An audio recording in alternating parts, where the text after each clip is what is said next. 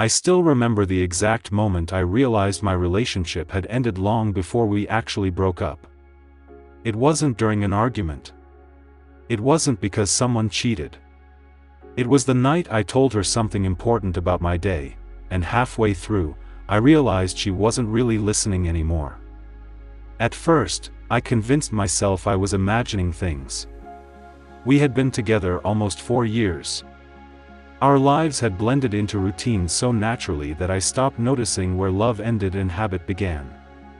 Every morning felt predictable in the safest way possible. Coffee before work. Quick texts during lunch. Grocery runs on Thursdays.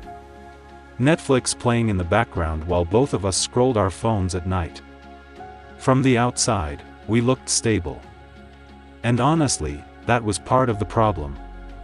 I used to think broken relationships came from obvious things. Betrayal. Fighting. Toxic behavior. Big dramatic moments people talk about online. But ours didn't break that way. It happened quietly. So quietly that I almost missed it while it was happening. Her name was Claire. She worked in marketing for a small healthcare company downtown. I worked remotely as a project coordinator for a software company. We lived in a small apartment near the edge of the city, the kind of place with thin walls and neighbors you never really meet. For a long time, I thought we understood each other perfectly. Actually, I thought she understood me. Looking back, I'm not sure I ever seriously asked whether I understood her. That realization came much later. At the time, I was mostly focused on keeping things efficient. I believed good relationships were built on consistency. Pay the bills on time. Be loyal. Don't lie. Show up when needed. Handle problems logically. And Claire rarely complained, so I assumed everything was fine. That's the dangerous thing about assumptions. They feel like evidence when they're repeated long enough. I remember one Friday evening in particular. I had just finished a stressful week at work, and I was frustrated about a project that had fallen apart because of someone else's mistake. I spent almost 20 minutes talking about it while she cooked dinner. She nodded occasionally. Said, "Wow," at the right moments. Asked a couple small questions. But something felt off. Not rude. Not cold. Just absent. Like her body was in the kitchen, but the rest of her had already left somewhere else. I remember stopping mid-sentence and asking, "Are you okay?" She looked surprised. Almost guilty. "Yeah," she said quickly. "Why?" "I don't know. You just seem distracted." She gave a small smile and said, "I'm just tired." And I accepted that answer immediately. Because it was easier. That became the pattern. Tiny moments started piling up. She laughed less.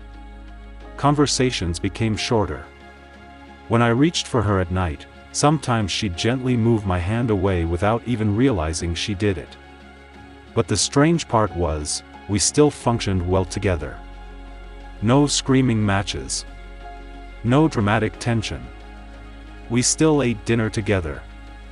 Still attended birthdays together. Still posted smiling photos occasionally. Which made it incredibly difficult to admit something was wrong. One night, we went to dinner with 2 of her friends. I remember sitting across from Claire while everyone talked about relationships, dating apps, and marriage. At some point, one of her friends jokingly said, "You two are so solid. Like, weirdly stable." Everyone laughed. Including Claire. But there was something uncomfortable in her expression for half a second. A smile that disappeared too quickly. On the drive home, I asked her about it. "What?" "That look earlier." "What look?" "You seemed weird when Amanda said we were stable." Claire stared out the passenger window for a few seconds before answering. "I don't know," she said quietly. Maybe sometimes stable and emotionally connected aren't the same thing. I remember feeling defensive instantly. What does that even mean? Nothing, she said. Forget it. But I couldn't forget it. Because something about the way she said it unsettled me. That sentence stayed in my head for days. Stable and emotionally connected aren't the same thing. At work, during meetings, while driving, while brushing my teeth. I kept replaying it. And slowly, uncomfortable memories started resurfacing. The last time I genuinely asked about her fears instead of her schedule. The last time I noticed her mood before she explained it. The last time I listened without trying to solve something. I started realizing most of our conversations had become transactional without me noticing. How was work? What should we eat? Can you grab laundry detergent? What time are we leaving tomorrow? We had become extremely good at managing a life together. But terrible at seeing each other. A week later, something happened that completely changed the way I understood relationships. I came home early unexpectedly because a meeting got cancelled. Claire was sitting alone on the living room floor beside the couch. No TV. No phone. Just sitting there quietly. She looked startled when I walked in. "You okay?" I asked. She nodded too quickly again. Then I noticed she'd been crying. Not heavily. Just enough that her eyes looked exhausted. I sat down beside her and asked what happened. And for the first time in months, she answered honestly. "I feel lonely," she said. I remember feeling genuinely confused. How? We're together all the time. The second I said it, I could see something in her face change. Not anger. Worse. Disappointment. Like she suddenly realized I truly didn't understand. "That's not the same thing," she said softly. "I wish I could tell you I understood immediately after that conversation. I didn't. At first, I felt attacked internally. I kept thinking about all the things I did right. I was faithful. Responsible. Reliable. I never yelled at her. Never manipulated her. I thought those things automatically meant I was a good partner. And maybe technically they did. But psychologically, I was missing something deeper. I had unknowingly replaced emotional presence with functional presence. I was physically there. Practically there. Financially there. But mentally? Emotionally? Not really. And once I saw it, I couldn't unsee it. Over the next few weeks, I started paying attention differently. Not just to Claire. To everyone. Coworkers who said, "I'm fine," while clearly shutting down emotionally. Couples at restaurants staring at phones instead of each other.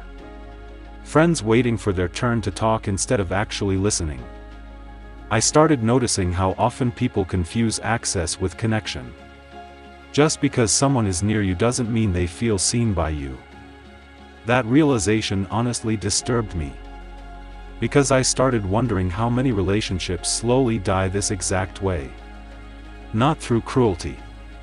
Through emotional invisibility. Claire and I tried to repair things after that. And to be fair, we both made real efforts. We had longer conversations. More honesty. Fewer distractions during dinner. For a little while, it felt hopeful. But sometimes awareness arrives too late. One night, about 2 months later, we were sitting on our apartment balcony after midnight. The city was quiet except for distant traffic. Claire looked at me and said something I still think about all the time. "You know what hurt the most?" I asked what. She said, "I spent so long trying to emotionally reach you that eventually I stopped trying at all." That sentence hit me harder than the breakup itself. Because suddenly everything made sense. The distance. The quietness. The emotional exhaustion in her eyes. She hadn't emotionally disconnected overnight. She disconnected gradually after too many moments of feeling unseen. And the scary part is, I don't think I was intentionally neglectful. I think I was unconscious. I thought love automatically survived if nobody did anything terrible. But relationships rarely collapse from one massive mistake. Usually, they weaken through tiny repeated moments where people stop feeling emotionally recognized. A few weeks later, we ended things peacefully. No screaming. No dramatic betrayal. Just two exhausted people sitting across from each other admitting the connection was gone. After Claire moved out, the apartment felt strangely unfamiliar. The silence felt different. Even simple routines carried this strange emotional echo. For months, I replayed everything in my head trying to figure out exactly where things changed. But eventually, I realized that wasn't the right question. The better question was, why didn't I notice sooner? And the answer was uncomfortable. Because modern relationships often reward appearance over emotional awareness. If there's no cheating, no abuse, no obvious toxicity, people assume the relationship is healthy. But emotional neglect rarely looks dramatic from the outside. Sometimes it looks like two polite people slowly becoming strangers while still sharing a bed. That's the hidden psychology nobody talks about. Most people aren't destroyed by conflict. They're destroyed by feeling emotionally alone in the presence of someone who claims to love them. That kind of loneliness changes people quietly. It makes them stop sharing small thoughts first. Then feelings. Then fears. Then eventually themselves. And by the time the relationship officially ends, emotionally it ended months earlier. I think about Claire sometimes. Not with bitterness. Honestly, mostly with gratitude. Because losing that relationship forced me to confront parts of myself I probably would have ignored forever. It changed the way I listen now. When someone talks to me, I try not to immediately search for solutions. I pay attention to pauses. Tone changes. Small emotional shifts. I try to notice what people are actually asking for underneath their words. And the strange thing is, once you become aware of emotional invisibility, you start seeing it everywhere. In families.